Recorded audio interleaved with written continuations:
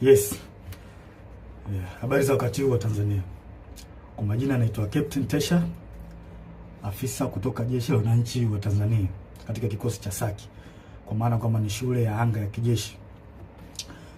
Awali ya yote napenda kumshukuru Mwenyezi Mungu, muumba mbingu na nchi, kwa kunipa uhai na afya mpaka muda huu ambapo nazungumza nanyi wa Tanzania wenzangu. Nikiwa na maumivu makubwa sana moyoni juu ya haya yanaendelea katika nchi yetu. Nimejaribu kutafakari sana mpaka muda mwingine kufikia kumshirikisha Mungu kwamba nikiwa naiona hatari kubwa sana ambayo ipo mbele yetu kama taifa. Haikuwa rahisi hata kidogo kwangu mpaka leo hii Watanzania kuniona nikiwa mbele yenu naongea haya mambo. Haikuwa rahisi kwa sababu nazijua taratibu zetu za kijeshi jinsi zilivyokuwa ngumu, hasa kwa mambo kama haya. Haikuwa rahisi hata kidogo kutafakari mpaka kuamua kufanya hiki. Kwa maana hiyo sasa, nikiwa naifahamu hatari hiyo iliyopo mbele yangu juu ya hichi ninachokifanya kwenye utaratibu wetu, desturi zetu, pia katika mambo mengine, sitojali hizo hatari kwa namna yoyote. Sitomwogopa mtu yoyote, ila heshima kwa wakuu wangu itabaki pale pale. Hivyo basi nimeweza kuandika barua kwenda kwa wakuu wangu wa kazi, kwa maana kwamba CDF na wengine, kuwaeleza kwamba siridhishwi kabisa kwa yanayoendelea nchini, na naiona hatari kubwa sana katika taifa letu. Hivyo basi ni vema kama jeshi kuchukua hatua haraka sana kabla hatujachelewa, kwa kuwa imani pekee iliyobaki kwa Watanzania ni jeshi lao. Japo muda mwingine wanasiasa wanajaribu kuliingiza jeshi letu kwenye mambo ya siasa, kulitumia ili uweze kufanikisha mambo yao, lakini tumebaki kuwa imara na bado tunaendelea kuaminika na Watanzania. Hivyo basi, kwa kuona hilo na kuona hali ambayo ipo kwa sasa, sehemu pekee na imani pekee ya Watanzania ni kwenye jeshi lao. Hivyo nashauri jeshi letu liweze kuchukua nchi haraka sana na kuweza kuweka mambo sawa kuliko kuendelea kulazimisha kwenda mbele, hasa katika hili swala la uchaguzi. Baada ya kufanya hivyo, liweze kuwasikiliza wananchi kwenye taarifa, kwa maana kwamba taarifa mbalimbali kutoka kwa wananchi ziweze kuwasikiliza na maoni yao. Wanasiasa wazalendo waweze kusikilizwa nao, wenye uchungu na taifa hili wapo, wanajulikana. Mfano, kuna huyu mzee wetu mzuri kabisa, huyu Warioba, mzee mzuri sana huyu, na sijui kwa nini wanampuuza. Kuna huyu Humphrey Polepole, kuna mzee Butiku, kuna majaji wazuri, mfano huyu Jaji Robert Makaramba na wengine wengi. Pia viongozi wa dini, makundi ya haki za binadamu, viongozi wa staff wazalendo, kwa sababu kuna viongozi wa staff wengine sio wazalendo.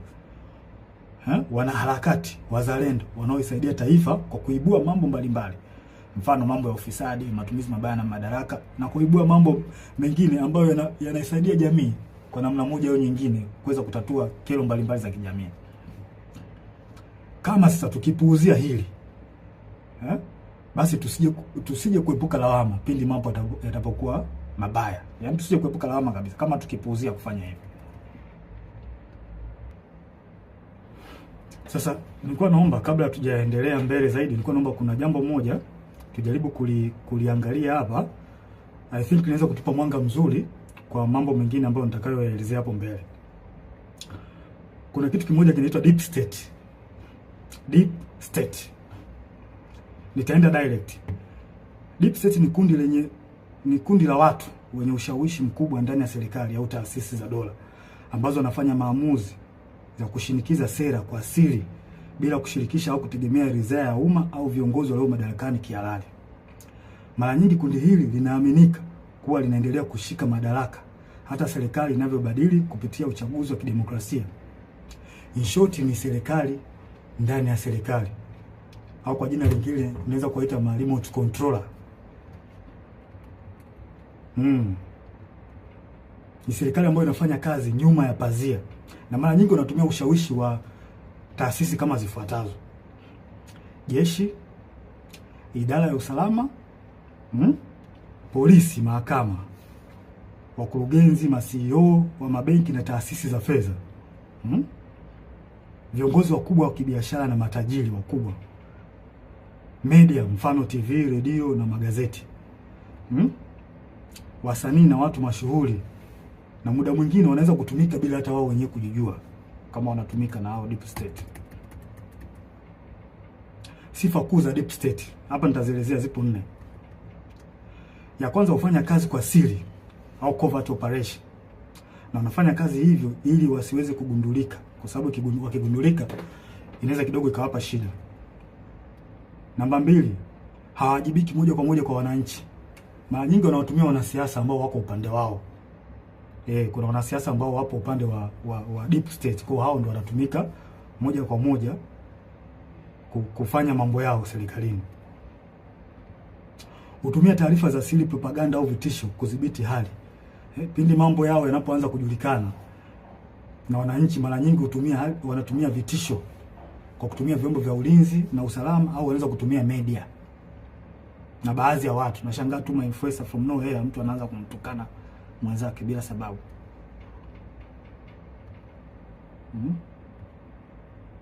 Na wanaweza kumpinga au kumuondoa kiongozi aliyechaguliwa kama hawakubaliani naye. Mfano, wananchi labda wamemchagua kiongozi fulani ambao wao wamempenda, wameona kabisa huyu kiongozi ataenda kutusaidia kutukomboa katika nchi yetu au katika jamii yetu. Sasa kama huyo kiongozi ataenda tofauti na matakwa ya hao deep state, watafanya kila hila aidha kumuondoa kwenye madaraka yake au kumdhuru afya yake, ikiwezekana kabisa kumuua. Sasa zifuatazo ni dalili ambazo zinaweza kuonyesha kwamba katika nchi yako kuna deep state. Namba 1, maamuzi makubwa yanafanyika nyuma ya pazia.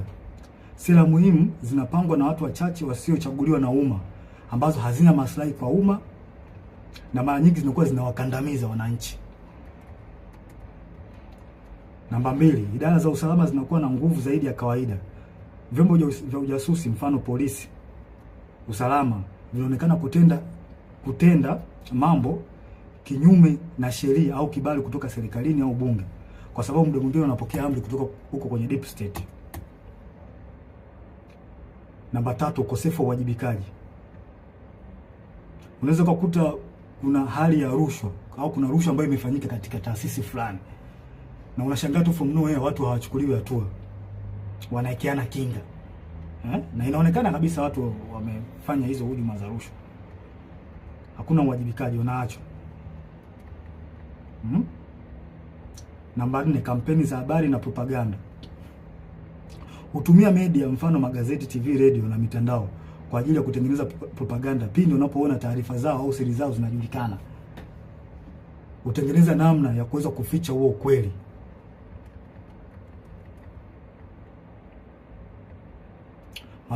Namba 5, maslahi ya kiuchumi na kiusalama. Watu wachache sana, mfano wafanyabiashara wakubwa, familia za kitajiri na taasisi za fedha, wanashirikiana moja kwa moja na maafisa wa usalama au jeshi. Yaani wanakuwa kitu kimoja, wanatengeneza bondi. Na pia mikopo au tenda au mikataba ya kitaifa ambayo ina faida, wanapeana wao kwa wao. Wanapeana maslahi wenyewe kwa wenyewe. Si watu wazuri hao. Namba 6, kukandamizwa kwa wakosoaji au whistleblowers. Wapiga filimbi au waandishi wa habari za kichunguzi mara nyingi wanakandamizwa, ikiwezekana kuuliwa au kudhuriwa pindi wanapotoa habari zao, pindi wanapofichuliwa. Na vyombo vya habari muda mwingine vinavyofanya hivyo, mara nyingi wanachukuliwa hatua. Hivyo vyombo vya habari vinachukuliwa hatua na hao watu kwa sababu wana mkono mrefu.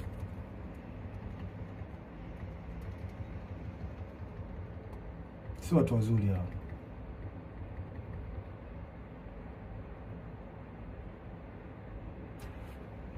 Huendeleza maslahi hata kama ni kinyume na matakwa ya umma au sheria.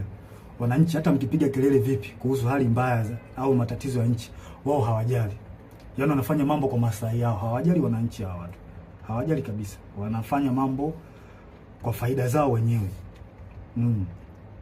Sasa kwa namna hiyo mnaweza mkapata clear picture kuhusiana na hili jambo la deep state. Kwa mnaweza mkafanya comparison, mnaweza mkaangalia hali halisi na kinachotokea nchini kwetu. Je, hiko kitu kweli ni kipo? Kwa mimi ninavyoona na kwa ajili na kwa namna ambavyo nchi yetu inavyoendelea, hii jambo lipo. Lipo kabisa bila hata kuficha. Hakuna kuficha hapa. Hili jambo lipo na linaongozwa na CCM mtandao, wanajiita mtandao hapa. Wapo chini ya Kikwete, Rostam Azizi, wakina marehemu Bernard Membe, Mungu lazima roho yake mahali pema peponi. Hawa watu ndio wanasababisha Tanzania isiendelee, wanarudisha nyuma nchi yetu. Na vile vile waliweza walimhujumu sana Dr. marehemu John Pombe Joseph Magufuli. Yeye mwenyewe alisema kuna watu wanamhujumu na Kikwete mmoja wapo. Alisema Magufuli bila ubishi. Hawa watu wa Tanzania wanatakiwa mwajue kwamba hawa watu hawana nia njema ya taifa hili. Hawana nia njema kabisa. Hawa ndio wanasababisha maendeleo yasipatikane kwenye taifa letu na usalama usipatikane kwenye taifa letu. Pindi nchi inapotaka kujikwamua iende sehemu moja kwenda sehemu nyingine, hawa wanatengeneza vipingamizi. Wanazuia. Kwa manufaa yao binafsi. Ikitokea mikataba ambayo ina manufaa kwa nchi, wao wanaingilia kati, wanaichukua wao na wanajinufaisha wao. Wananchi msitegemee kuendelea hapo. Mtapata shida. Nashangaa tu changamoto haziishi hospitalini, dawa za wagonjwa. Hivi kweli nchi yetu mpaka ilipofikia mpaka leo hii tunahangaika na dawa za wagonjwa kweli? Hii haileti picha nzuri kwa kweli. Yaani baada ya kwenda mbele kama taifa tunarudi nyuma. Na hawa watu sio kuwavumilia. Kikwete sio mtu wa kumvumilia kabisa. Na tusione haya. Tusione haya kueleza ukweli. Tusione haya kueleza ukweli katika jambo hili. Hawa watu sio wazuri. Na kwa mujibu wa Humphrey Polepole aliweza kuelezea vizuri hili jambo. Kwamba hawa watu walikuwepo tangu kipindi cha Mwalimu Nyerere. Na waliweza kutaka kujaribu kurubuni uchaguzi wa mwaka 1995. Walitaka waingie wao kwenye huo uchaguzi. Unaweza mkaona sasa namna hawa watu waliokopa na watu hatari. Hawa watu hawakubaliki na tusikubali kama taifa. Tusikubali kwa ruhusu hao kwa sababu hawa watu wakiendelea kuwepo, wakiendelea kushika hizi nyadhifa, tusitegemee kupata maendeleo. Tusitegemee kabisa. Na tuambiane ukweli wa Tanzania. Na ukweli siku zote tukiambiana ukweli, ukweli unaponya taifa. Kwa kila mtu akikaa kimya, kuogopa sijui haitosaidia. Tutazidi kurudi nyuma. Hata mfanye kazi vipi my friend, mtaletewa makodi ya ajabu, mtaletewa hiki, hata faida yenyewe kwenye biashara yako hutaiona. Na ndivyo kinachoendelea hata sasa hivi. Mnajionea wenyewe. Kwa hiyo hawa watu CCM, hawa mtandao sio watu wazuri. Sio watu wazuri kabisa. Wadhibitiwe. Wanalihujumu taifa. Kabisa. Wanalihujumu taifa hawa watu. Wachukuliwe hatua kali. Wadhibitiwe kabisa. Na muda mwingine wanajaribu kutafuta zile sehemu ambazo zina nguvu. Mfano kama jeshi letu. Jeshi letu still bado lipo imara sana. Lipo imara sana. Wao wenyewe wanaona hii ni sehemu pekee ambayo wanaweza wakajifichia au wakapita huko kurahisisha mambo yao. Mfano wa mambo ya uchaguzi. Wanajua kwamba wakitumia jeshi wanaweza wakapitisha mambo yao. Na hili swala sio zuri. Na mimi ningependa nimshauri afande Sidif awe makini sana hawa watu. Asipokuwa makini nao tutalipoteza hili taifa. Watanzania hawatakuwa na sehemu nyingine ya kulilia. Sehemu pekee iliyobaki sasa hivi ni kwenye jeshi. Jeshi ndio sambo iko strong mpaka muda huu. Hizo sehemu nyingine, sijui mahakama, polisi, tayari Watanzania hawaziamini. Na huo ndio ukweli. Tusifiche mambo hapa. Huo ndio ukweli. Tusifiche mambo. Hebu afande CDF, naomba tuangalie kitu kimoja na wenzangu. Mnaweza mkapata tafakari kidogo hapa. Tunajua katika jeshi letu kuna watu wa aina mbalimbali. Wako wengi sana. Kuna waumini wa Askofu Gwajima. Kuna watu ambao pia walikuwa wanampenda Magufuli. Kuna watu ambao pia ni waumini wa Roman Catholic. Na ambao pia wamesikitishwa sana na kupigwa kwa huyu padri wao Father Kitime. Kuna watu pia ambao ni watu ambao wanapenda haki, wanachukizwa tu na mambo ambayo yanaendelea nchini. Wapo kwenye jeshi letu, wapo watu wengi wazuri, wapo pia tuna watu ambao ni kabila la Kimasai ambao pia wameumizwa sana na swala ambalo linaendelea huko kwa ndugu zao, ikiwemo na wao wenyewe kuondolewa kwenye hii Ngorongoro na Loliondo, kufukuzwa. Wapo kwenye jeshi letu wa Masai, wapo wapo wengi sana. Pia kuna askari ambao ni ndugu jamaa na marafiki na watu ambao waliotekwa na kuuawa. Wapo ambao wana undugu au na urafiki, wapo wapo wengi. Sasa hebu tutafakari kitu kimoja. Sasa kama hawa watu wapo na kwa namna moja au nyingine wameumizwa na haya ambao au wameathirika kwa namna moja ama nyingine na baadhi ya matendo ya serikali, kwa mfano kama kupigwa kwa Father Kitime, au Katoliki ambao ni askari watajisikiaje? Kufungiwa kwa kanisa kwa la Askofu Gwajima, au waumini ambao ni askari kwenye jeshi letu wanajisikiaje? Au Wamasai, maafisa na askari ambao ni Wamasai wamefukuzwa Ngorongoro huko ndugu zao, au ongezekana wao wenyewe watajisikiaje? Au askari na maafisa ambao ni wapenda haki, wanapenda tu kuona kwamba nchi inaenda katika misingi ya haki, wakiona haya yanayoendelea nchini watajisikiaje? Sasa vipi sasa ikionekana kwamba hao wanasiasa wanajaribu kulazimisha jeshi litumike kuwanufaisha wao, hasa chama tawala? Hawa watu hawa watajisikiaje? Watahisi vipi wakati chama tawala hicho ambacho kimeshika dola ndicho kilichowaumiza, kilicholeta machungu, kufungiwa kanisa, kufukuzwa kwa Wamasai Ngorongoro, Wakatoliki kwa Father Kitime kupigwa? Unadhania watajisikiaje watu? Sijui mnanielewa. Kwa hiyo tujiepushe sana Afande Sidif, na kuomba mkuu wangu, tujiepushe sana kukubali au kukubaliana na hawa wanasiasa kujaribu kuweka mambo yao ya kisiasa, kututumia sisi kupitisha mambo yao ya kisiasa, kutengeneza fia kwa Watanzania. Tusiruhusu watu wafanye hivyo. Tutaligawa jeshi. Hao wanajeshi hao waliofanyiwa haya yote nilioeleza, wana maumivu, tunajua wana maumivu makubwa kiasi gani. Wanajisikiaje kwa ambayo yanafanyika? Au waliotendewa ndugu zao, maaskofu zao, wanajisikiaje? Unajua wanawaza nini kwenye akili zao? Je, vipi sasa wakihisi kwamba hao wanasiasa wanataka kulitumia jeshi lao, watajisikiaje? Si wataona kama jeshi nao limewatenga, liko upande wa watu ambao sio watu wazuri? Hii ni hatari sana kwa taifa. Tusikubaliane hata mara moja. Na mimi binafsi sikubaliani nayo. Sikubali jeshi kuhusishwa na mambo ya siasa, kwa sababu ni hatari. Ni hatari kwa taifa. Tuambiane ukweli. Yaani ukweli utatusaidia sana. Na haya mambo hata alishasema baba wa taifa Mzee Warioba, alishakataza sana. Tusirihusishe jeshi kwenye mambo ya siasa. Tutaharibu nchi. Tutaleta mgawanyo mkubwa sana.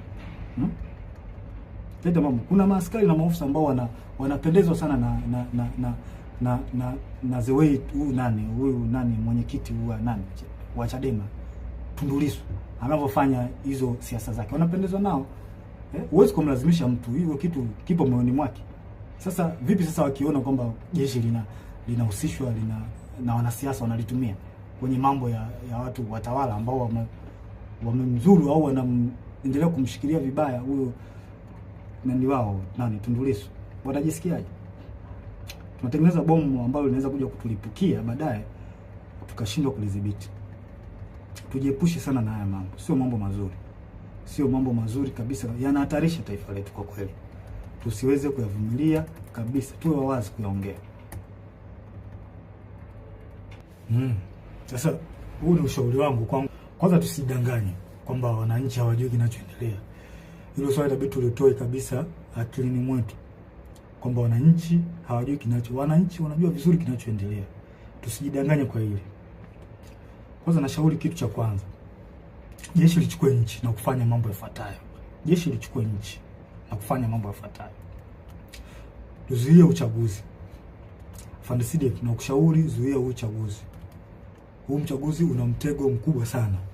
Umekiuka sheria, katiba ya nchi. na sisi pekee upande wetu ndio tunaweza kuzuia. NEC hawawezi, kwa sababu nao wanatufaika katika hili. Kwa mkuu wangu na kushauri usiingie kwenye mtego wa kuruhusu huu uchaguzi kufanyika. Na kama tukiruhusu, tutakuwa tumekosea sana Watanzania. Huu uchaguzi una makashfa mengi, kashfa za rushwa, ubabaishaji kwenye kila sehemu, ubabaishaji. Sheria zinavunjwa. Hivi tujiulize, unaingia kwenye uchaguzi taifa likiwa limegawanyika? Hivi hatuoni haya mambo, hatuoni au tumeziba masikio yetu kwamba taifa limegawanyika? Mkuu, tusiruhusu taifa limegawanyika. Hili swala halina kificho, linaelezeka na linaonekana. Viongozi wa dini wameshauri, mzee Warioba, mzee Butiku wameshauri sana juu ya haya mambo. Lakini watawala wameendelea kuwa na viburi, hawataki kuwasikiliza. Japo hawa wanashauri vitu vya msingi, hawataki kuwasikiliza. Maana yake nini? Kipi kinafichwa mpaka kulazimisha uchaguzi? Kipo Ikulu ambacho kinalazimisha uchaguzi kufanyika? Mnaficha makosa yenu, hamtaki makosa yenu watu wengine wakichukua nchi makosa yenu yasijulikane. Kwa hili hamtoki. Hivi tunaingia kwenye uchaguzi tukiwa na kashfa kubwa nzito, wizi wa kula. Na kwa nini kauli nzito kama Mheshimiwa Polepole, ambapo NIDA amesema kwamba NIDA na NEC na sisi zimeunganishwa pamoja mfumo. Hii kauli haiwezi kupuuziwa. Hatuwezi kuacha ipite hivi hivi hata kidogo. Uchaguzi usimamishwe ili swala lichunguzwe. Na pia inanipa mashaka na nashangaa tangu hii kauli itolewe, sijui kama kuna hatua zozote zilizochukuliwa mpaka sasa hivi. Sijui. Na hii inanipa mashaka. Na juzi kati hapa nilikuwa kijijini, kwa kwenye kijiji fulani. Kamwona kijana anapita amevaa nguo ya CCM, ameshika simu na karatasi ya majina. Nikamwita, nikamwambia hebu nione hiyo karatasi yako hiyo na majina. Kuangalia nikaona namba, sijui namba za NIDA, sijui majina, sehemu mwaka wa kuzaliwa. Nikamchunguza, nikaangalia na kwenye smartphone yake nikaona mfumo kwamba anaweka jina pale. Anachagua sijui amezaliwa mwaka gani, anaweka. Kile kitu kilinipa mashaka sana. Yaani kimenipa mashaka. Na imani hata baadhi ya Watanzania mtakuwa mmeliona hili. Hivi vitu mtakuwa mmekiona. Sasa mimi nimejishuhudia kwa macho yangu. Sasa hii sio, haileti picha nzuri na ni hatari katika taifa. Hatuwezi kupuuzia. Hatuwezi kuacha mambo yaende hivi hivi. Haiwezekani. Tunaendaje kwenye uchaguzi ukiwa kwenye kiongozi wa chama cha upinzani amewekwa ndani? Tena kwa ila. Sasa kama tumekubali demokrasi, kwa nini tusikubali kuishi nayo? Na uzuri wake ni ipo kwenye katiba. Demokrasi imeruhusiwa, mfumo wa vyama vingi imeruhusiwa kwenye katiba. Kwa nini tunakataa au hatutaki au tunatengeneza mazingira kutokubaliana nayo, kwenda nayo? Mtoeni huyo mtu. Hao wenye chama chao wanataka wamtoke, huyo mtu atolewe au haki itendeke. Tusifanye mambo kioleo. Tunalipoteza hili taifa. Tukiendelea kukaa kimya hili taifa litapotea. Na mimi sipo tayari kwa hilo. Sipo tayari kabisa. Sasa tunaendaje kwenye uchaguzi tukiwa na malalamiko ya tume huru ya uchaguzi? Na hiki ndio kiburi ambacho CCM wanapata. Kwa sababu wanaona wanaweza kuimiliki hii tume huru. Mzee Warioba alishauri, mimi sio wa kwanza. Mzee Warioba alishauri watu mbalimbali wa haki za binadamu na wazalendo kweli hawa watu walishauri walishauri kwamba hii tume huru ya uchaguzi jaribu kurekebisha baadhi ya mambo. Wao hawataki, wanalazimisha tu mambo kwenda hivi hivi. Kwa nini wanalazimisha? Wanaficha nini? Kwa nini wanalazimisha? Kama chama tawala kinajiamini kimefanya maendeleo, wapi hao tume huru ya uchaguzi? Wananchi si wanaona kwamba chama hiki kimefanya maendeleo. Watakipa tu kula. Watakipa kula kuliko kuangaisha haki za watu hapa. Tunamkosea Mungu. Tunamkosea Mungu na hii ni hatari katika taifa. Haiwezi kuvumilika hata kidogo. Haya, tunaingiaje kwenye uchaguzi kwa kuna tuhuma za rushwa ndani ya chama, iko chama tawala CCM na nje? Kwa nini tunakuwa na upuuzwaji wa kufuatilia mambo ya rushwa ambazo zinaweza kuhujumu uchaguzi na kupata kiongozi ambaye hastahili? Kwa nini? Hawa watu nini? Wanaita watu wa kupambana na rushwa, PPCB. Mnafanya kazi gani? Kwa nini hamchunguzi? Kuna viongozi kuna tuhuma za viongozi wa watu walitoka Chadema kwenda sijui chama gani, chama cha nini cha umma. Kuna tuhuma hapo kwamba hawa watu, kuna tuhuma za rushwa, walienda huko ili kwenda kuhalalisha uchaguzi. Vipi, mmezichunguza hizo tuhuma au mnaacha mambo yaende? Mkiacha mambo yaende, mnaharibu taifa. Nawaambia, mnaharibu taifa. Hili taifa mnaliharibu mkiacha mambo, msipotimiza majukumu yenu. Mnaliharibu taifa, na hili halikubaliki. Na sijui mnalipeleka wapi hili taifa. Hili swala lichunguzwe. Hizi tuhuma haziwezi kaachwa vipite hivi hivi tu, alafu mnalazimisha uchaguzi ufanyike. Hakuna uchaguzi hapa mpaka hizi tuhuma zichunguzwe, ujulikane ukweli. Yani from nowhere Chauma, watu ambao walikuwa wana nini? Wanalisha nini? Wanalisha ubwabwa. Eti ghafla ndio kimekuwa chama kikuu cha upinzani. Hiyo ikubaliki na ingia kilini. Hakuna uchaguzi wa namna hiyo. Mungu hajabariki hilo. Na Mungu kama angekuwa amebariki hivi vitu vingeenda tu vizuri. Sasa mnaenda kumpata kiongozi ambaye hata Mungu mwenyewe hajakubaliana naye. Hii ni hatari kwa taifa kubariki hata kidogo.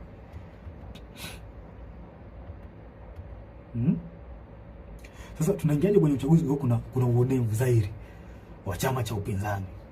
Kwa makusudi wanazuia kufanya hata mikutano yao. Wanafunguliwa kesi za hila na za ovyo za kuwazoofisha. Wafuasi wao wanakamatwa, wanatekwa, wengine wanauawa. Kama vile sio wa Tanzania. Hili halikubaliki. Halikubaliki hata kidogo. Kama tumekubali mfumo wa demokrasia, kwa nini tunashindwa kuishi nao? Mfumo wa demokrasia tumeukubali na tumeweka kwenye katiba. Kwa nini tunakubali kuishi? Kwa nini hatutaki kuishi nao? Kama hatutaki demokrasia hii, demokrasia mfumo wa vyama vingi, basi tuiondoe, kuliko kufanya tu mambo kiolela, mnaua watu, mnawapiga, mnawazoofisha. Sio vizuri, leti picha nzuri. Hawa ni Watanzania wenzetu. Haitaki hili swala, mimi sikubaliani nayo. Hiki kitu kipo ndani ya katiba. Mfumo wa vyama vingi upo ndani ya katiba. Sasa kwa nini mnawazoofisha hawa vyama hivi vya upinzani? Kwa nini mnawazoofisha? Wengine mnawafungulia makesi. Kweli hili halikubaliki. Alafu ngoja niwape mbinu chama tawala. Ngoja niwape mbinu ambayo iko very clear. If you really want to destroy or defeat the opposition party, the only thing is to derive development that will direct impact the life of citizen. Hii ndo the only way ya kuweza kudestroy chama cha upinzani. Pelekeni maendeleo kwa Watanzania. Pelekeni maji, pelekeni maendeleo yale ambayo ni tangible, ambayo direct itawafikia Watanzania, wananchi wenyewe. Hapo ndo njia sahihi ya kuweza kuua vyama vya upinzani. Na sio kama hivi mnavyofanya, mnawaua, mnawapiga. Haileti picha nzuri. Sio jambo zuri. Hawa wote ni Watanzania. Sio jambo zuri kabisa, likubaliki. Mnamkosea Mungu bure. Haya, mtaingiaje kwenye uchaguzi? Hata chama chenyewe iko chama tawala. Uteuzi wao wa kiongozi wao hauna uhalali. Watu wamelalamika, wameenda mpaka mahakamani.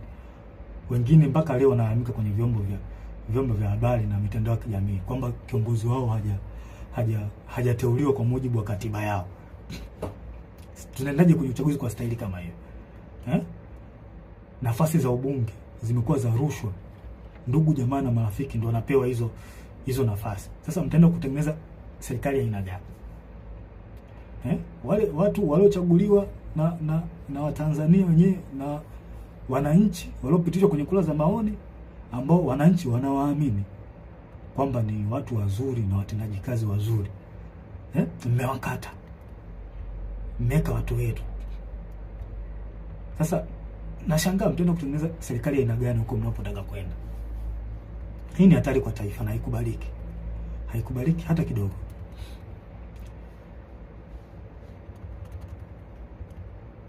Haikubaliki na haivumiliki. Sasa mkuu wangu wa Afande CDF, kwa unyenyekevu mkubwa na heshima kubwa sana ambayo naiweka kwa mkuu wangu, kwa sasa wewe ndio mtu pekee ulioshika imani kwa wananchi na upo kwenye mtego mkubwa sana.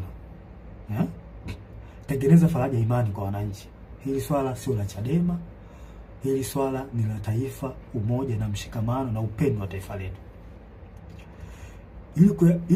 Ili tuweze kuendeleza hayo, na kushauri mkuu wangu, zuia uchaguzi.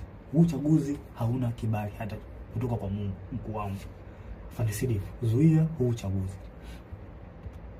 Kibali kutoka kwa wananchi tayari unacho, na imani wananchi watakuwa na imani wananchi wanataka, kwa hali tu inavyoonekana kwenye mitandao.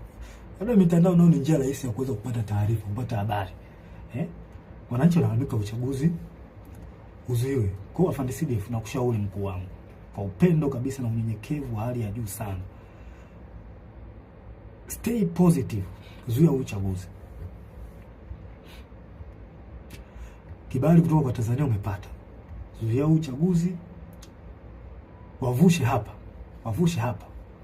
tulipo, na kuahidi ukifanya hivyo utarudisha imani kubwa kwa wananchi na jeshi, ambao ukweli usiofichika kwamba kuna namna ambayo jeshi letu liliteteleka, kwamba kuna namna ilionekana na ilihisiwa kwamba kuna namna inatumika na baadhi ya wanasiasa. Kwa hiyo ukifanya hivi utaweza kurudisha imani ya wanajeshi na wananchi kwenye jeshi lao. Kwa maana jeshi letu lipo kwa ajili ya kulinda katiba na kuwalinda wananchi, na sio kiongozi aliyekuwa madarakani. Mkuu wangu Fandesidi, nasisitiza tena, huu uchaguzi ni wa kihuni, tusikubali kabisa. Tusikubali wauni wachukue hili taifa, na ndio maana kuna hali ya kulazimisha hawa wauni hawa, kuna jambo wanataka kulifanya, tusikubali. Tukifanya hivyo hakika tutakuwa tumeligawa taifa. Na haya mambo sio ufisadi ambao tunayaona sasa hivi, ufisadi sio uaji, yani utaongezeka maradufu, na wananchi hawatakuwa na la kuongea, utaongezeka maradufu tukikubali uchaguzi ufanyike. Fandesidi, umeshika matumaini ya Watanzania, zuia uchaguzi.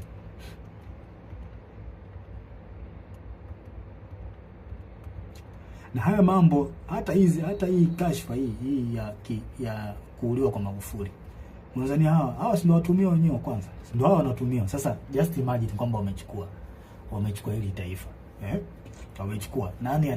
Nani atachunguza kifo cha Magufuli kama wao wenyewe ndio wanahusika? Nani atarekebisha mikataba ya bandari, mikataba mbalimbali ikiwemo mkataba wa bandari, ikiwa wao ndio wamepitisha mikataba migodi, makaa ya mawe? Nani ataifuatilia wakati wao ndio wahusika wakuu? Inatia mashaka sana. Nani atafuatilia ukiukwaji wa haki za binadamu? Nani atafuatilia ukiukwaji wa utumiaji vibaya wa ofisi za umma, ikiwemo wao ndio wanahusika, ikiwa kwamba wao ndio wanahusika? Nani atafuatilia? Mkuu wangu Fandesidi, tusipochukua hatua za kuzuia uchaguzi, basi tunaenda kupoteza hili taifa na kuwasaliti wa Tanzania. Tusipofanya hivyo, tunaenda kuwasaliti wa Tanzania. Tujiulize, kwa nini wanalazimisha na kutumia nguvu kubwa katika huu uchaguzi? Kwa nini wanalazimisha hawa watu? Kuna nini wanaficha ambacho hawataki Watanzania wakijue hapo Ikulu? Kuna nini hiki hawa watu wanaficha mpaka walazimishe?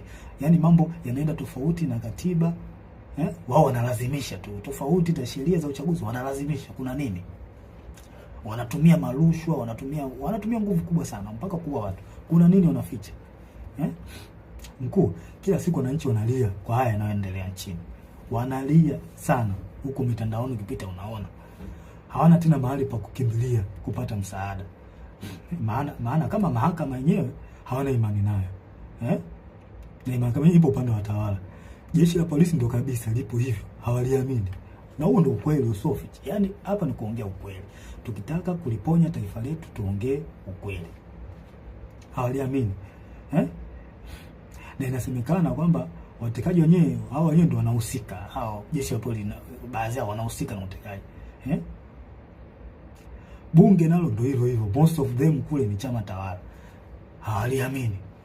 Kwa hiyo sehemu pekee ambayo wananchi wanaiamini ni kwa jeshi lao la wananchi wa Tanzania. Wananchi wanalia sana mkuu. Wanataka jeshi lao liingilie kati, lichukue nchi, kuweka mambo sawa. Ili mambo na uchaguzi uende vizuri. Sasa kwa nini tusiwasikilize hawa wananchi wetu? Kwa nini tunawapuuza? Hili ndio jeshi lao, jeshi la wananchi ndio jeshi lao hawa wananchi. Tunatakiwa tuwasikilize. Tusipowasikiliza hao wataenda wapi? Hawa wananchi wataenda wapi tusipowasikiliza? Je, tunataka waingie mtaani wenyewe wakapambanie nchi yao? Kama sisi na sisi hatutaki kuwasikiliza wananchi. Na wananchi hao ndio wenye jeshi lao. Kwa hiyo tunataka maana yake ni kwamba tunawataka hao wananchi waingie mtaani wenyewe wakajikomboe, wakachukue nchi yao. Kwa hiyo tunataka hivyo. Mkuu, tusipowasaidia tutakuwa tumefanya usaliti mkubwa sana kwao. Na mimi daima, mimi Captain Tesha nitakuwa upande wa wananchi. Hili naliongea bila kificho, bila kuogopa mtu yoyote. Nitakuwa upande wa wananchi. Watanzania tambueni, kama jeshi lisipoingilia kati, basi jueni wanajeshi wengi wapo upande wenu. Tambueni hilo. Wanajeshi wengi hawakubaliani na kinachoendelea nchini. Wapo upande wenu.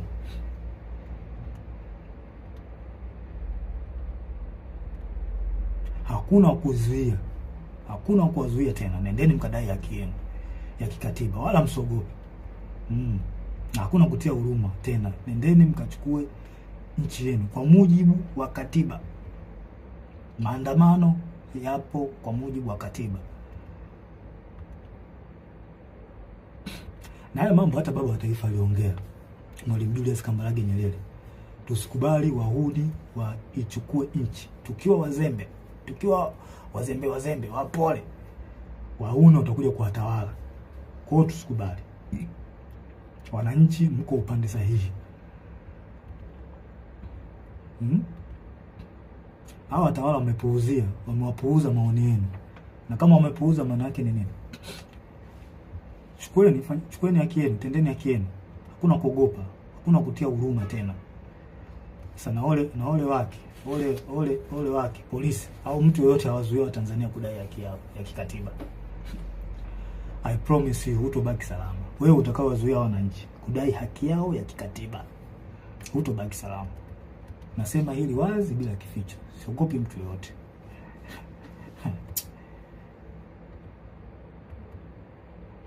Ngoja niwaambie tu ukweli. Mimi napenda sana kuambia ukweli, hasa katika mambo critical kama haya, mambo ambayo yanahusu nchi. Mimi napenda sana kuongea ukweli. Yaani nyinyi watawala, msijidanganye kwamba mkipuuzia hali hii. Mkipuuzia hali hii kwamba msijidanganye kwamba mambo yataseto. Kama miaka yote ya uchaguzi mambo yanavyokuwa, kwamba watu wa Tanzania wataongea alafu baadaye watasahau, wataliacha. I promise you this time is different. Kwa hali ninavyoiona, this time is different. Hiki kipindi ni tofauti na nyakati nyingine zote. Wazungu wanakuambia, wana kauli yao, wanakuambia what brought you success yesterday does not guarantee victory tomorrow. Njia ambazo ulizozitumia wewe kupata success kipindi kilichopita, usitegemee kwamba ukizitumia njia hizo kwamba zitakupa faida. Hapana, unapotea. Sio hivyo. Haiwezi kawa hivyo siku zote. Sasa I promise you mambo hayatakuwa mazuri. Yatakuwa mabaya zaidi. Life will never be this.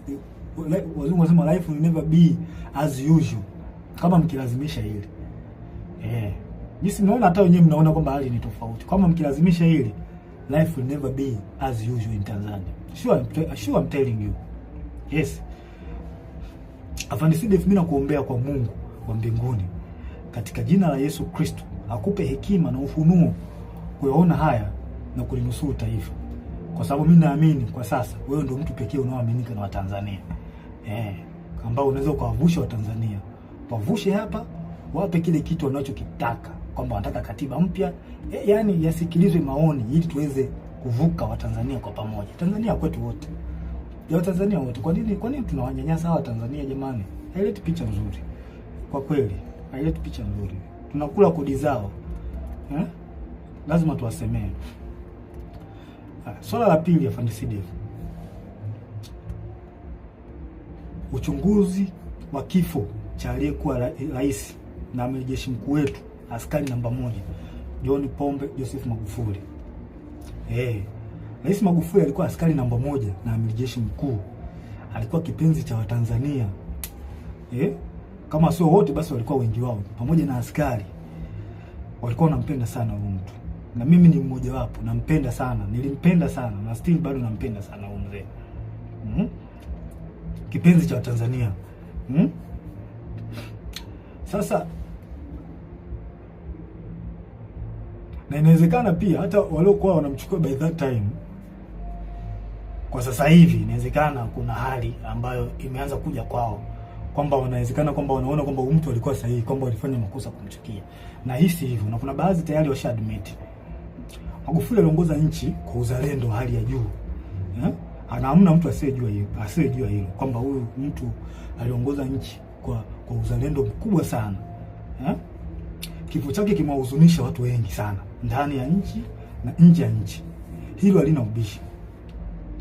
Na kuna wengine nikiwa mimi Captain Tesha nikiwa ni mmoja wao, sijawahi kabisa kupona maumivu ya kifo chake. Yani mpaka leo sijawahi kupona maumivu ya huyu rais wangu John Pombe Joseph Magufuli. Naona sijui haya maumivu yataisha lini. Sasa kwa hali hiyo tumeweza kusikia taarifa mbalimbali. Of course hizi taarifa tuliweza kuzisikia mwanzoni kabisa kwa kipindi cha kifo chake. Mimi nilizisikia hizi taarifa mapema sana. Ile sasa nikawa sina taarifa, sina uhakika nazo. Nilizisikia kutoka Kenya. Kuna hawa mabloggers, YouTubers, sio mabloggers walisema baadhi yao kwamba Magufuli ameuliwa na Kikwete. Kuna baadhi yenu hizo taarifa mtakuwa hamna kuficha vitu hapa. Kuna baadhi yenu na hata hizi taarifa mtakuwa mlizipata mwanzoni kabisa baada ya kifo cha Magufuli. Umeona bwana? Sasa tumeweza kusikia taarifa ya kwamba kuna uwezekano kifo kimemsababisha na kupangwa na CCM mtandao. CCM mtandao hao kwa watu ambao sio wajua CCM mtandao. Hao ni Kikwete, Rostam Azizi, na marehemu Mungu lazima roho yake malipema peponi Bernard Membe. Hao ndio CCM mtandao ambao wanajulikana. Na wengine ambao hawajulikani. Sasa hivi tunaanzaje kupuuza taarifa za kifo chake? Tunaanzaje kupuuza hizo taarifa za kifo chake? Pamoja na kwamba zilitolewa kwenye vyanzo vingi, lakini mtu kama Humphrey Polepole sio mtu wa kumpuuza hata kidogo. Huyu mtu yani utumishi wake unaeleweka. Ameshika nyadhifa mbalimbali, sehemu tofauti. Na kwa kweli ni mchapakazi kweli. Kweli mimi nampenda huyu mtu kwa uchapakazi wake. Nampenda. Nataka nijifunze baadhi ya vitu, nataka nijifunze kutoka kwake. Ni mtu mzuri sana. Mtu mzuri sana. Sasa tunaanzaje kupuuza taarifa zake? Tunaanzaje kuzipuuza hizo taarifa za Polepole? Hizi taarifa zake haziwezi kupuuzwa hata kidogo. Na rais hata usalama wa taifa anazo. Polepole ameeleza hata hizi taarifa za kuuliwa kwa Magufuli hizi, usalama wa taifa walikuwa wanazijua. Na hata CCM wenyewe baadhi yao walikuwa wanajua. Na hili sala inanisikitisha sana mimi binafsi. Linanisikitisha sana. Na rais hata wazalendo wengine inawasikitisha kwamba tangu taarifa hizi zimetolewa hakuna hatua yoyote iliyofanyika. Na huyu mheshimiwa Polepole ameeleza vizuri sana kwa ushahidi situation nzima ilivyokuwa, ameeleza vizuri tu kwamba amiri jeshi mkuu kuna uwezekano ameuawa na wanamtandao. Sasa najiuliza hivi utaratibu wa kupuuza taarifa muhimu kama hizi kwenye taifa letu umeanzia lini? Umeanzia lini kupuuza taarifa ya kifo cha mheshimiwa wetu Magufuli? Umeanzia lini kupuuza taarifa zinatolewa na mtu kama Polepole? Mnapuuza. Kwa nini mnapuuza? Kwa nini mjafanya uchunguzi mpaka sasa hivi? Hili swala linasikitisha sana na linatia mashaka, na sijui tunaelekea wapi kama taifa. Hivi ni kweli tupo serious kama taifa? Hivi kweli tuna mapenzi mema na taifa letu au tunaigiza uzalendo? Na kuna watu wengine wanaigiza uzalendo, yani wao wanaigiza, hawana ule uzalendo kutoka moyoni. Wapo kwa ajili ya maslahi. Hii tabia kuchukulia poa mambo muhimu katika taifa letu limeanza lini? Hili alikubaliki. Watanzania wanataka kifo cha mpendwa wao kichunguzwe. Tena ikipendeza jeshi lenyewe lichunguzwe kifo chake haraka sana bila kuogopa mtu yoyote, na haki itendeke. Hatuwezi kukubali tu mambo yaende hivi tu, yani kwamba mambo kwamba okay taarifa ishatolewa kwa tunaacha mambo yaende hivi. Hilo alikubaliki. Naisema hii dhahiri kwa moyo, hilo alikubaliki. Kifo cha Magufuli kichunguzwe. Hatuwezi kukaliacha hili swali linapita hivi. Hilo swala haliwezekani, haliwezekani. Lazima tuchunguze. Tena nashauri kwa dhati. Tena nashauri kwa dhati kabisa moyo wangu na ukweli mtupu, nashauri mtandao wote wakamatwe, waweke ndani haraka bila kumwogopa mtu yoyote, kwa sababu hakuna aliyejua hiyo sheria. Hakuna mtu, mtandao wote waliotajwa na Humphrey Polepole, kwa sababu hata usalama wa taifa hizi taarifa wanazo. Sao nani watu wa CCM wa taarifa wanazo juu ya kifo cha Magufuli, kwamba taarifa zilitoka awali kabisa hata kabla Magufuli mwenyewe kuondoka. Hawa watu wakamatwe, hawa CCM mtandao wakamatwe haraka sana, yani haraka iwezekanavyo, wakamatwe waweke ndani. Kikwete na wenzake wote wawekwe ndani, wasije wakakimbia nchi hawa, yani wawaiwe haraka sana, yani nashauri haraka sana. Afande CDF, nakuomba, hii ni muhimu sana, naomba ingilia kati, haki itendeke katika hili. Kifo cha Magufuli kichunguzwe. Sasa ningependa nigusie kitu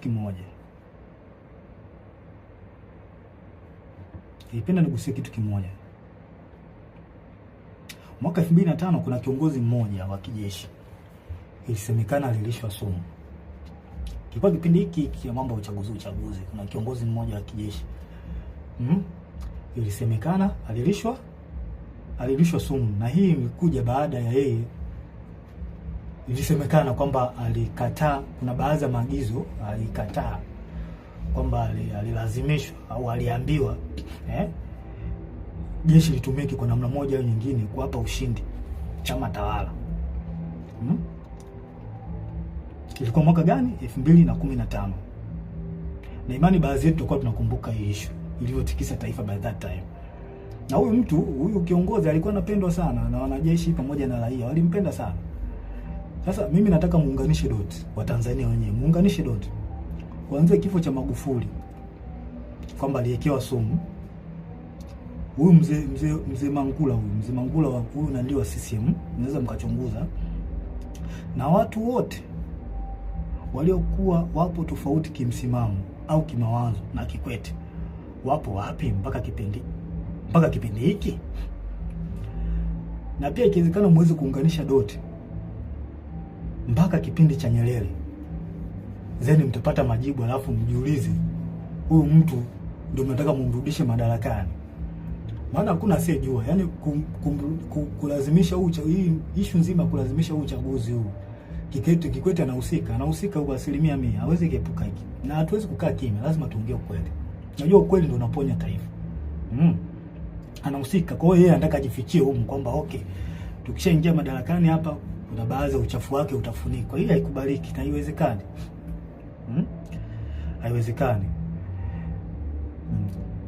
Samia yupo kwa ajili, Rais Samia yupo kwa ajili ya kunanili, yupo tu, ila watu ambao wapo nyuma yake ni hao kina Kikwete. Huyu mtu adhibitiwe, akamatwe yeye na mtandao wake haraka sana, ujibu hizi tuhuma za kifo cha Magufuli. Yani akamatwe haraka sana. Tuwezi kuacha tu mambo hivi, tukiacha mambo endeende hivi tutaharibu taifa. Na mimi siwezi kukubali nikiwa hai kwamba nione taifa langu linaharibikiwa, sipo tayari kwa hiyo. Ushauri wangu wa tatu, Afande CDF, tusikubali hata kidogo wanasiasa kuhusisha jeshi letu na mambo ya siasa. Hili swala mimi sio mtu wa kwanza kulizungumzia, na madhara yake makubwa sana. Wananchi watakosa imani na jeshi lao. Yaani jeshi lishaanza kukaa tu kwamba linaegemea upande wa chama fulani. Vipi sasa wale upande wa chama kingine ambao ni wanajeshi au ambao ni raia watakuwa wanalionaje jeshi lao? Hili jambo sio zuri. Tuliangalia kwa makini. Kuna mambo mengine, kwa mfano kama sijui kuna picha zinazosambaa mitandaoni zikionyesha jeshi, sijui jeshi lina magari ya kijeshi sijui yametumika, helikopta vikitumika, sijui watu wengine sijui wale kuruta wanaenda kwenye kampeni. Hili jambo ni kama ni kweli, jambo halileti picha nzuri. Haileti picha nzuri kabisa kama ni kweli. Tunaharibu nchi. Sasa vipi sasa, kwa mfano chama kingine kinaomba sasa magari au kinaomba helikopta kwamba okay, kwa sababu mmewasaidia watu fulani na sisi tunaomba mtusaidie. Vipi wakiomba tutawapa?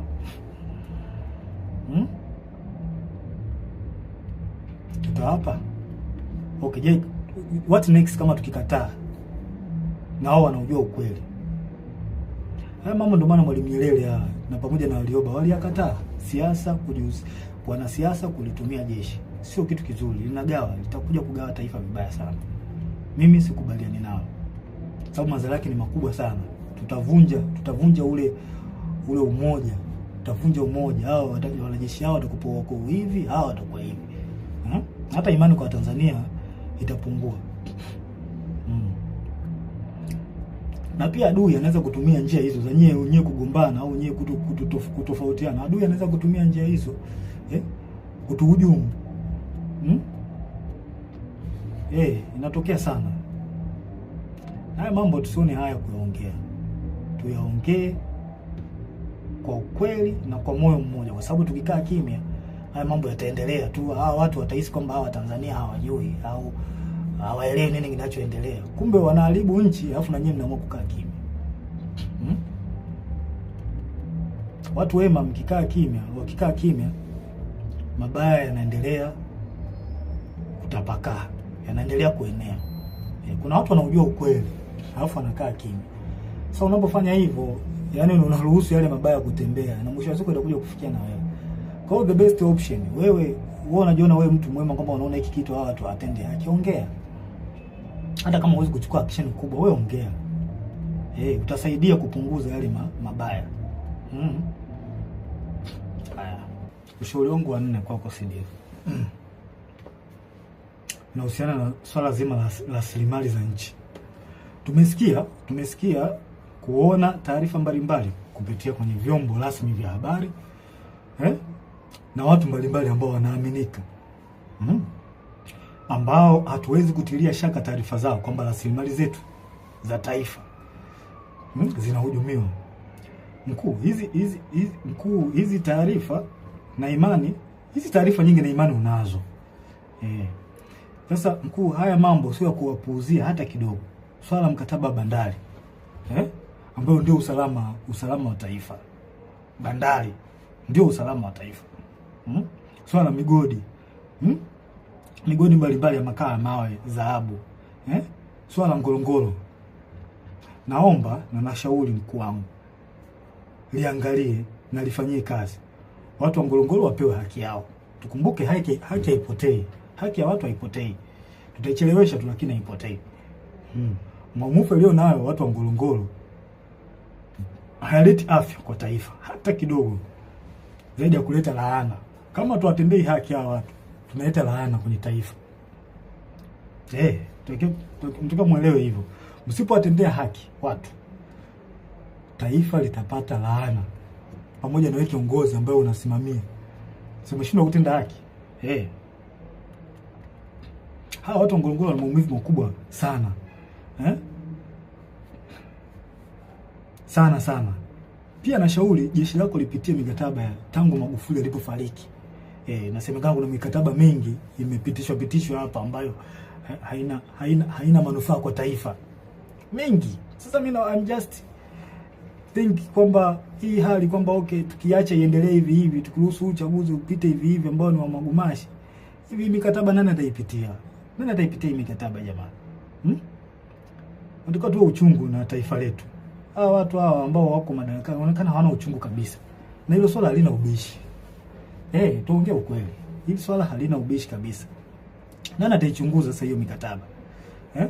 Kwa hiyo afande CDF, na shauri mikataba yote tangu Magufuli alipofariki mpaka sasa ichunguzwe.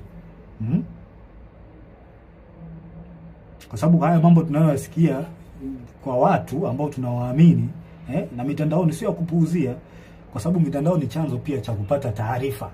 Kwa hiyo issue iliyobaki ni kufanyia kazi. Kwa hizo taarifa za mitandaoni sio za kupuuzia hata kidogo.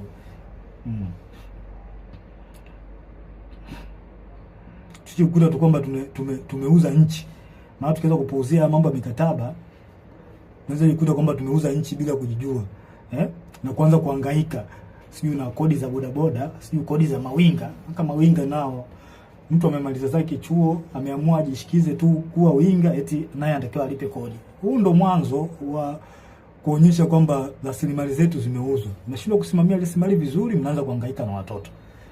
Boda mlimlisha kodi ya nini? Winga.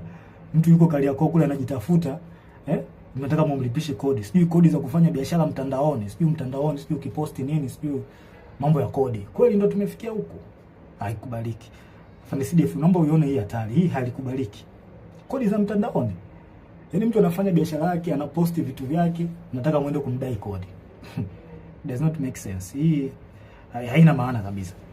Hii sio ishara nzuri kwa taifa. Yaani badala ya kuendelea mbele, kurahisisha maisha ya wananchi, sisi tunarudi nyuma na kuzidisha ugumu wa wananchi. Yaani serikali inataka ifanye maendeleo kwa ajili ya kurahisisha maisha ya wananchi. Yaani wananchi wapate unafuu, wajisikie fahari kuishi katika nchi yao. Sasa sisi ndio tunazidi kuwekea ugumu. Haya makodi ambayo hayana ajabu haya yanatoka wapi? Hii inaonyesha tumeshindwa kusimamia rasilimali zetu. Kwa hiyo Afande CDF tunashauri rasilimali zichunguzwe. Mimi binafsi sipo tayari kuyavumilia haya hata kidogo. Sipo naongea hii kwa moyo wa dhati. Siogopi kitu chochote. Yaani siogopi kitu chochote. Issue kama ya kifo, kufa ndio kitu ambacho siogopi kabisa. Kwa sababu mpaka nimeamua kuwa mwanajeshi, swala la kifo nilikuwa nalijua. Kwa hiyo siogopi. Sipo tayari kuyavumilia haya hata kidogo. Baba wa Taifa alisema tukiwa wahoga kuyazungumza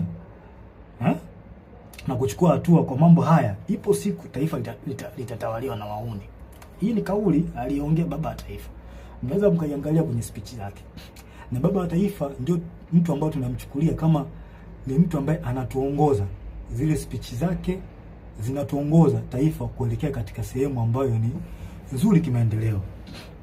Sasa kama Baba wa Taifa ameliongea hili, mimi sio mtu wa kwanza. Mimi naishi katika nanili zake, speech zake.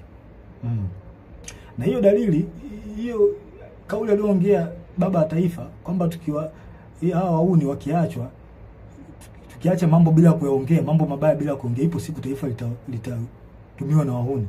Hiyo dalili ni tayari kama imeshaanza kuonekana. Watanzania watakuwa mashahidi. Kwa hiyo yanayoendelea, hii dalili imejidhihirisha.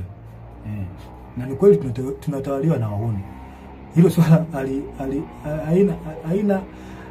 hakuna haya kuliongea.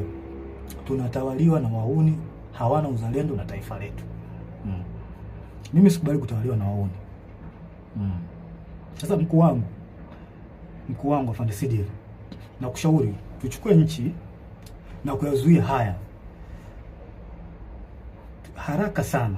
Tuchukue na kuyazuia haya. Kwa maana kama tukiruhusu, basi tutajua tutakuwa tumewakosea Watanzania na nchi itakuwa mikononi mwa wahuni.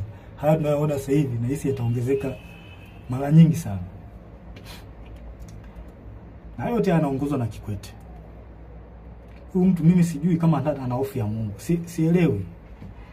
Sasa naomba tutafakari mambo fulani. Niwarudishe nyuma kidogo. Kuna jambo moja wa Tanzania huwa tuna tabia kusahau. Hasa situation iliyokuwa miaka ya nyuma, hasa kuanzia mwaka 2005 mpaka 2015. Kipindi cha utawala wa Kikwete. Ngoja tukumbushane nchi jinsi ilivyochezewa na Kikwete kwa kashfa za matumizi mabaya ya madaraka, ambaye sasa huyu Kikwete yuko karibu na Samia. Kwa hiyo mtatafakari wenyewe. Haya. Moja, kuna kashfa ya malipo ya nje EPA. Kuanzia mwaka 2005 kwa makadirio tu hapo, ambao mtakuwa na taarifa sahihi, I think mnaweza mkaeka mambo sawa. Kuanzia mwaka 2005 mpaka mwaka 2006 ambapo Benki Kuu BOT ilihusika. Kiasi cha fedha cha bilioni 133 zilipotezwa. Ambapo kwa taarifa Daudi Balali alihusika. Watu ambao mlikuwepo kipindi hiko na hizi taarifa mliipata. Kuna kashfa ya Richmond 2006 mpaka 2008 ambapo Edward Lowassa, Nazir Kanamagi na Ibrahimu Msabaha, hawa watu walituhumiwa kwa kashfa hizi. Kuna mabilioni ya pesa mengi hapo yalipotea. Kuna kashfa ya Meremeta, Tan Gold na Deep Green Finance mwaka 2006 mpaka mwaka 2007. Bilioni 155 zilitumika bila uwazi. Watu wamebeba hela hapo. Kipindi cha Kikwete alikuwa kiongozi. Kuna kashfa ya rada 2007. Serikali ilinunua rada kutoka Bae.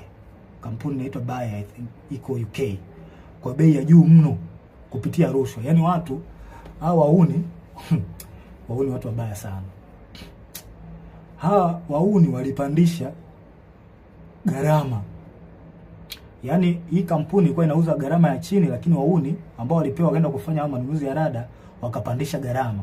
Karibia bilioni 60, waliongezea bilioni 60. Kwenye ununuzi wa hii rada kutoka UK. Sasa kwa bahati nzuri serikali baada ya kufuatilia zile fedha ziliweza kurudishwa na serikali ya Uingereza, bilioni 60. Naona mambo hayo. Haya. Kashfa ya makaa ya mawe ya Kiwila Coal Mine kuanzia mwaka 2008.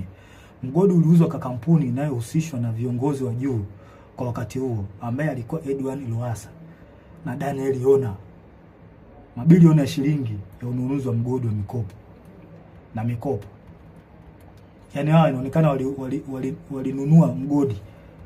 Walinunua mgodi kwa gharama, walifanya hujuma kununua mgodi kwa gharama ya chini. Hujuma hizo. Kuna kashfa nyingine ya shirika la ndege la Tanzania ATCL 2008 mpaka 2010. Mabilioni ya pesa ya hasara kwa shirika. ATCL iliingia mkataba mbovu na South Africa Airways. Pia mikataba ya kukodisha ndege kwa gharama kubwa. Unaona mambo hayo. Kashfa ya TTCL na ZTE mwaka 2008 2010 ambapo TTCL iliingia mkataba na kampuni ya Kichina uliokuwa na gharama kubwa na usio na faida kwa taifa. Kiasi cha fedha cha bilioni 70 zilipotea. Kashfa nyingine ni kashfa ya bandari na TICS 2010 mpaka 2015. Mamia ya bilioni yalikuwa yanapotea kila mwaka juu ya rushwa, upotevu wa mapato, mikataba mibovu kati ya TPA na waendeshaji binafsi wa bandari. Kashfa nyingine ni kashfa ya gesi ya Mtwara 2012 mpaka 2013. Rushwa ya mabilioni ya dola ilifanyika kwenye mkataba. Hii ilipelekea maandamano makubwa Mtwara na baadhi ya watu kupoteza maisha. Kashfa nyingine ni kashfa ya Tegeta Escrow 2014, mitambo ya umeme IPTL PA. Fedha zilikuwa katika account ya escrow ya benki kuu zilichukuliwa na kugawiwa kwa watu binafsi, makampuni na viongozi wa kisiasa. Kuna viongozi hapa waliokuwepo kwenye hii kashfa, kuna Sospeter Muhongo na viongozi wengine walihusika. Kashfa NCCF na Kigamboni New City 2012-2014. NCCF iliwekeza katika mradi mikubwa ya ujenzi ikiwemo mradi wa Kigamboni New City bila uwazi na kwa gharama kubwa. Billions of money zilipotea kwenye hii kashfa. Kashfa nyingine ni kashfa ya bandari ambao wengi wenu, bandari ya Bagamoyo ambao wengi wenu mmeisikia. Hizo ni kashfa kubwa. Ingawa zipo nyingi lakini hizi ni baadhi. Hizi ni kubwa ambazo zilikuwa kipindi cha utawala wa Kikwete. Huyo mtu ambaye sasa hivi yupo karibu sasa na Rais Samia. Pia kuna kashfa ndogo za kipindi hicho. Kuna manunuzi ya magari ya mawaziri na viongozi, magari ya kifahari 2006 mpaka 2011. Yaani kuna magari ya kifahari yalinunuliwa ya mawaziri na viongozi kwa wakati huo. Kuna ubadhirifu katika miradi ya maji ya vijijini mwaka 2009 mpaka 2013. Baadhi ya miradi ilipokea fedha nyingi lakini haikukamilika. Hizo hata Magufuli aliongelea. Mikopo yenye utata kupitia benki za serikali kama TIB na benki ya kilimo. Na baadhi walionufaika walikuwa wana ushawishi kisiasa. Yaani wanasiasa walijinufaisha kupata mikopo kwenye hizo benki. Ufisadi katika mikataba ya ujenzi wa barabara na madaraja. Gharama zilikuwa zikipandishwa kiholela. Kashfa ya manunuzi ya sare za jeshi la polisi. Angela Kiziga alihusika. Sasa hizo ni kashfa ambazo zilikuwa kipindi cha Kikwete, huyu mtu ambaye yuko sasa hivi yuko na Mama Samia, yuko karibu naye sana. Nadhani mnaweza mkawa na picha fulani. Sasa basi, kwa baadhi ya watu ambao mlikuwa mmesahau haya na ambao mlikuwa hamjapata akili, hii ndio awamu ambayo Kikwete alikuwa kiongozi.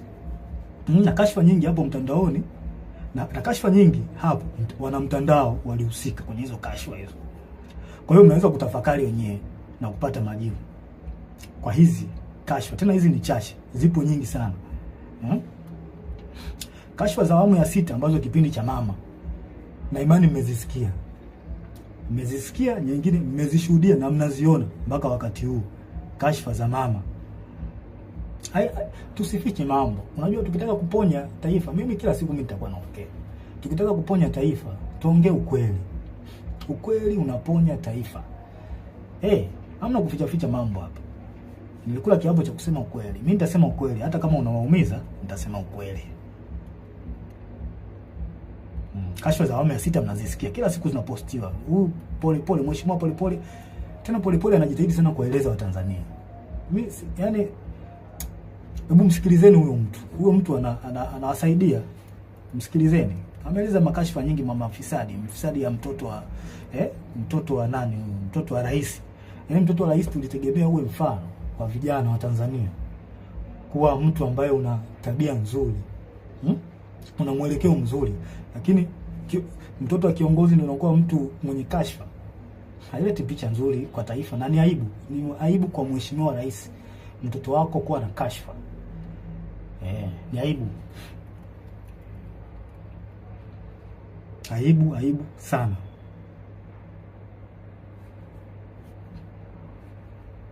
Hizo kashfa za awamu ya 6 mnazijua na zimeelezwa na Polepole na wanaharakati wazalendo. Kuna wanaharakati wazalendo sana wa taifa hili. Wanajaribu kuibua mambo kwa lengo la kuwafahamisha, kuwafungua macho wananchi, muelewe kwamba mjue nchi yenu inaendea wapi. Wamejitahidi sana hawa wazalendo. Wanatoa taarifa mbalimbali na taarifa hizo nyingi zina ukweli. Nyingi zina ukweli. Unaona, hata kwenye masuala ya uongozi mambo tu yanaenda ovyo ovyo. Yaani kipindi hiki mambo yanaenda ovyo ovyo. Mambo haeleweki, ni kama nchi haina kiongozi. Lazima tuongee ukweli, hamna kuficha hapa. Rushwa kila sehemu, yani rushwa zimetapakaa. Hivi mradi mdogo kama ule wa mwendo kasi ule. Mwendo kasi kweli ndio kufikia stage hii. Watu wanapita kwa kuingia madirishani. Watu wanajaa mpaka unakaa juu. Ni kweli? Kweli tunalipeleka wapi ili taifa? Kitu kidogo kama mradi ule wa mwendo kasi tunashindwa ku-manage. Je, standard gauge hii tutaiweza hii? Na wasiwasi na tunapoelekea sio pazuri. Kweli. Na mimi nitaendelea kuongea ukweli. Nitaendelea kuongea ukweli daima. Kwa hiyo mnataka umjue huyo Kikwete ni mtu aina gani? Ambao mnamtetea baadhi yenu. Nataka mumjue kipindi chake alifanya mambo gani. Hawa watu hawafai kabisa. Hawana uzalendo wala uchungu na Tanzania. Nyie ambao mpo gizani mpaka sasa hivi hamuyaoni haya. Naombea kwa Mungu mpate ufunuo tu muweze kuyaona haya. Ushauri wangu wa 5 kwa CDF. Afande CDF, na kuomba kwa hekima kabisa, watu wafuatao waweze kukamatwa, wapelekwe kwenye vyombo vya sheria juu ya tuhuma zinazowakabili. Watu hao ni huyu mtoto wa Kikwete, mtoto wa Samia Abdul Kikwete mwenyewe, rais mstaafu, Rostam Aziz, Angela Kiziga, na huyu mkurugenzi wa usalama wa taifa Mumbo. Wakamatwe haraka sana kabla ya kukimbia nchi kujibu tuhuma zinazowakabili. Yaani hili swala tusione haya. Kama tupo upande wa haki, tusione haya kuzungumzia hivi vitu. Hawa watu wakamatwe. Wameharibu sana hili taifa. Hatuwezi kuacha watu wachache wachafue na kuharibu taifa. Haiwezekani. Wakamatwe haraka sana bila kuogopa wala kuonea haya. Hawa watu sio kuacha hata kidogo. hawawezi kuepuka mkono wa sheria, sio watu kuacha. Kwa haya yanayoendelea hawezi kuepuka mkono wa sheria. Na hii inaonyesha ndio maana wanalazimisha uchaguzi. Ili wafiche uchafu wao. Inatabidi tulifikirie hili swala. Kwa nini hawa watu wanaficha, wanalazimisha sana uchaguzi? Kuna vitu ambazo wanavificha. Je, na sisi tumekubaliana kuna hivyo vitu wanavyovificha kwamba tumekubaliana kwamba tuviache tu? Tunalipeleka wapi taifa? Na shauri mkuu, hawa kabla kukimbia nchi, wakamatwe haraka sana, waekwe kwenye vyombo vya sheria. Sio watu kuacha hata kidogo. Wanalazimisha uchaguzi. Kuna vitu ambavyo wanavificha hawa. Haiwezekani. Haiwezekani kabisa. Na hakuna uchaguzi wa namna hii. Hakuna uchaguzi. Tukiwaruhusu hawa watu wafanye huu uchaguzi ambao hauna haki wala kibali kwa Mungu, tunaenda kulipoteza taifa. Na tusije kusema kwamba kumlaumiana baadaye. Tusije kulaumiana. Hakuna uchaguzi wa namna hii. Hakuna. Mimi wajibu wangu ni kuwalinda Watanzania. Na kuwalinda Watanzania nitawalinda kwa namna nyingi. Nitawalinda kwa njia ya kuongea, nitawalinda kwa njia ya silaha pale inapobidi. Nipo tayari kwa hilo kwa sababu ndicho kiopo changu. Na najisikia faraja kuwalinda hao Watanzania. Yaani ni faraja kubwa sana. Kubwa sana. Nawapenda sana. Mkuu, nasisitiza tena. Na sio kwamba nakupa amri, na shauri.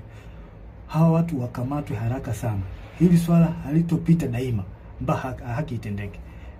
Nchi gani tunakubali kusumbuliwa na kikundi cha watu wachache wasioitakia mema nchi? Yaani kikundi cha watu wachache kisichozidi hata 20 kinasumbua watu almost milioni 60. Kweli tunakubali kusumbuliwa na watu na wanajeshi na tukiwemo huko?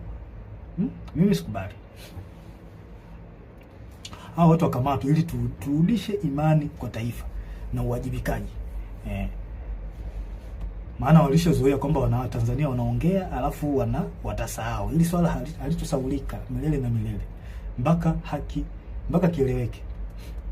Na hata kama imetokea mmeniua mimi, na imani wapo watu wengine wataendelea kuongea. Kwa sababu mnaweza mkatafakari, kama mnahangaika na watu ambao wanaongea ukweli, afu mnawaua tangu mlipoanza hivyo vitu vya kuwaua watu mpaka leo hii, vipi mmefanikiwa?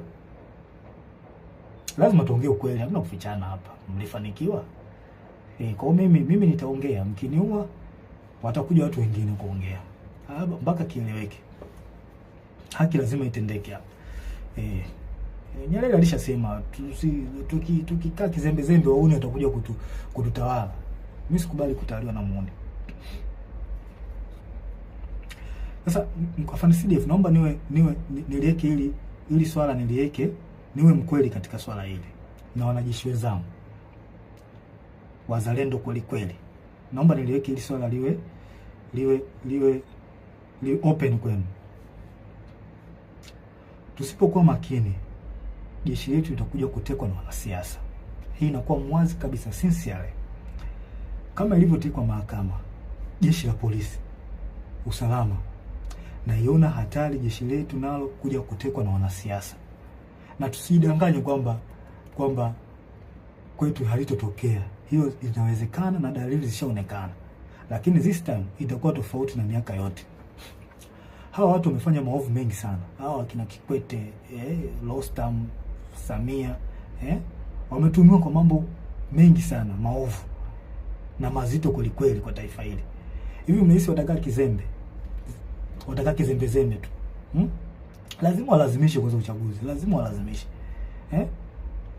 Kwani tunadhani kwamba hatujui au wanadhani kwamba hawajui hatari ambayo iko mbele yao kwa yote waliyofanya? Jeshi pekee ndio sehemu iliyobaki kwa hao kujihakikishia usalama wa kudumu. I promise, kama hawa watu wakiingia madarakani, na jeshi letu ndio litakuwa mwisho wake, kwa sababu watahakikisha wanalikamata jeshi kama walivyofanya kwenye vyombo vingine vya ulinzi na usalama. Hili halina ubishi na liongea kwa ukweli. Watalikamata jeshi letu na watafanikiwa. Na hii watafanya ili wapate full protection. Na hapo wananchi na wanajeshi wenye uzalendo wa kweli na mapenzi mema katika taifa hili, mtakuwa hamna pa kwenda kwa kulilia. Lazima tutataka full protection. Kwa sababu kwa uchafu waliofanya lazima watajitahidi by enemies wapate full protection. Na sehemu iliyobaki ni jeshini. Kwa hiyo lazima watalikamata jeshi. Lazima tukiruhusu uchaguzi ufanyike. Uchaguzi huu ufanyike. Lazima watalikamata jeshi. Kama ilivyokuwa polisi na mahakama. Lazima watafanya hivyo. Je, tupo tayari kwamba tunakubali wafanye hivyo? Hawa tuone hii hatari ambayo iko mbele yetu.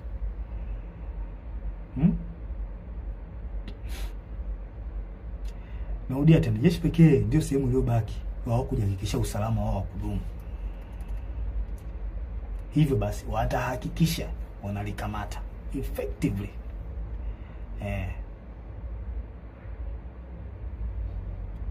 Hawa watu wa FANDC lazima wadhibitiwe haraka sana. Na sio jambo la kupuuzia hili. Ushauri wangu sio jambo la kupuuzia hili FANDC. Hawa watu wadhibitiwe haraka sana. Sio watu wazuri hawa. Sio watu wazuri kabisa. Yaani sio watu wazuri.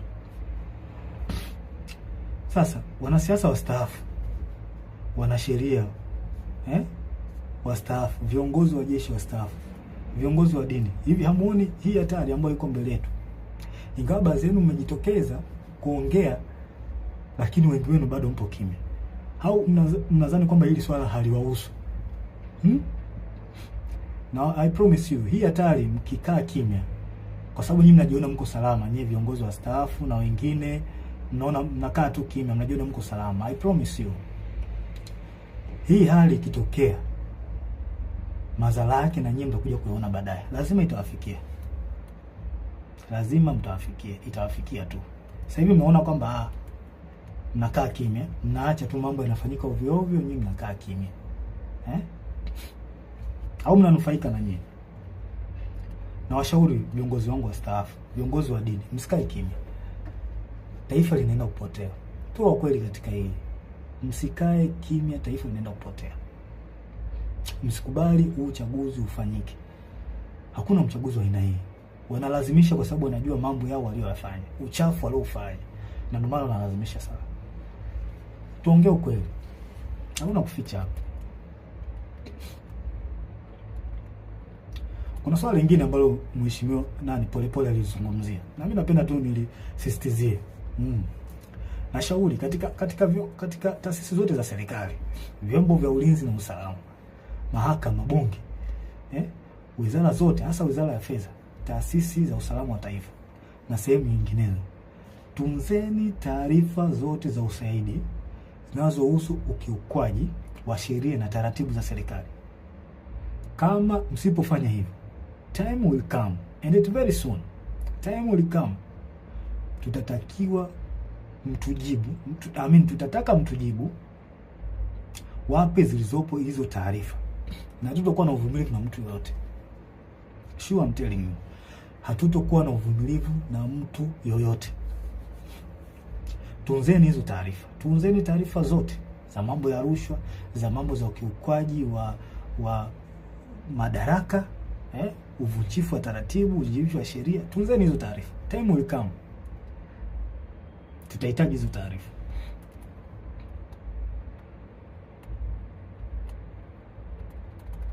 Hatuwezi kuacha mambo yanaenda hivi tu kwenye taifa. Yaani sasa tutakuwa ni taifa la aina gani? Kwamba tuache tu watu wanafanya wanayoyafanya, tuache. Hili halitakuwa ni taifa. Tanzania inaheshimika sana. Sasa watu wachache tusikubali waliharibu taifa letu. Iko kitu hakiwezekani. Hakiwezekani mbinguni na duniani.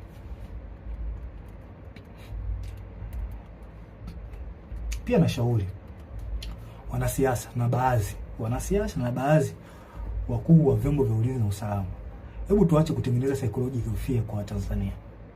Hayo mambo yashapitwa na wakati. Tuache kutengeneza psychological fear kwa Tanzania, kutisha mara sio kupita mitaani. Hayo mambo yashapitwa na wakati. Tuwe watu wa kisasa, tuwe watu ambao tunafikiria positively. Hayo mambo yashapitwa na wakati. Uwezo kutumia njia hiyo ya miaka yote, kwa sababu ilikusaidia kipindi kile na kipindi hiki basi kitakusaidia. Tuache. Waache Watanzania wafanye mambo yao kwa mujibu wa katiba.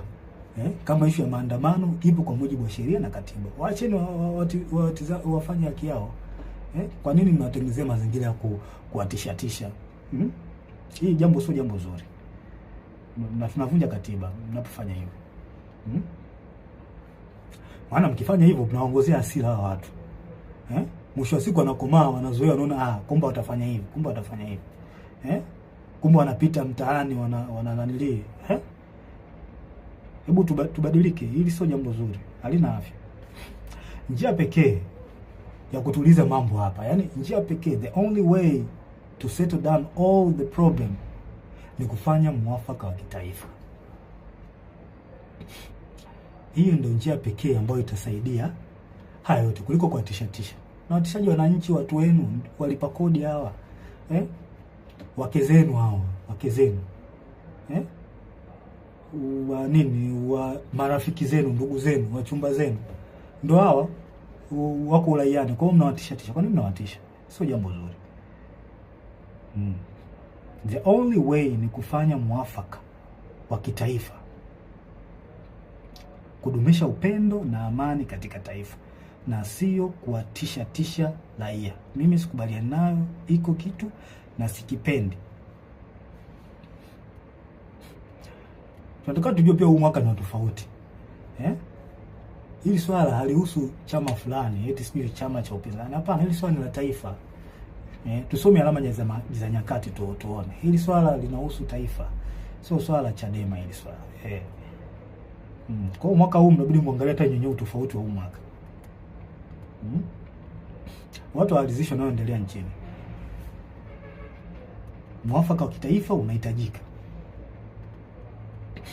Na ningependa niwashauri wa Tanzania, wananchi, sincerely, mpo katika right track. Mnachokifanya au mnachotaka kukifanya, sijui maandamano, mpo sahihi. Mpo sahihi kwa sababu hata baba wa taifa ameliongelea hilo.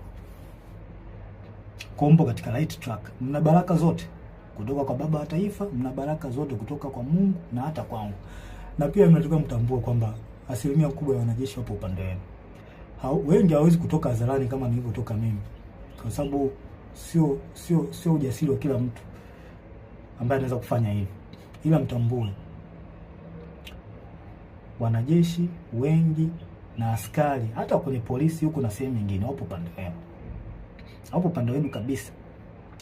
Na kwa sababu mnachokisimamia ni haki na kinaonekana, basi jua hata baba wa haki ni Mungu wetu, Mungu wa mbinguni, yupo upande wenu. Hakuna kuogopa wala kutia huruma. Hili naliongea kwa msisitizo. Hakuna kuogopa wala kutia huruma. Na ole wake, yaani hapa naliongea sasa kwa kumaanisha ole wake polisi au mtu yoyote atakayewa wazuia wa Tanzania kutimiza haki yao kikatiba. Siku inakuja, I promise you, siku inakuja tutakuuliza kwa nini ulikubali kupokea amri ya kuwazuia hao watu au kuwaua au kuwazuru. Kwa nini ulikubali kufanya hivyo? Najua muamini, lakini siku iko njiani. Hatuwezi kuacha taifa lipotezwe na watu wachache. Iko kitu hakikubali. Hakikubaliki hata kidogo. Hayo mambo 6 yalikuwa ushauri wangu kwa wakuu wangu. Kwa hiyo kama mkiona inafaa kutekeleza, basi itakuwa jambo la heri, itakuwa jambo zuri, kwa sababu lengo ni kulisaidia taifa letu, kuliokoa katika hiki kipindi. Na tusidharau kwamba hakuna hatari. Hatari ipo na ni kubwa sana. Sasa jambo lingine la mwisho, ningependa tu niwashauri wasanii na ma-influencers, wasanii mbalimbali na ma-influencers, vioo vya jamii hao wanajiita. Wasanii, jitahidini mkae upande wa wananchi. Huo ni ushauri ambao nawapa, japo sio wa ulazima sana, ila ningependa niwashauri mkae upande wa wananchi. Jifunzeni kwa wasanii wengine wa nchi nyingine. Matatizo kama haya yakitokea, angalieni woga wanakaa upande gani. Huo ni ushauri wangu wa bure na ni mzuri kabisa. Kama ikiona inafaa, mnaweza mkautekeleza. Ila kama mkiona haifai, pia mnaweza mkauacha. Nimemaliza. Ila kabla tarehe 29, Mungu akitupa uhai, nitarudi tena. kabla ya tarehe 29, na kama kutakuwa hakuna mabadiliko yoyote nitarudi tena. Lengo ni kuliokoa hili taifa, tulisaidie, hatuwezi kukaa kimya. Nitarudi tena kabla ya tarehe 29. Asanteni na watakia wakati mwema. Mungu awabariki sana.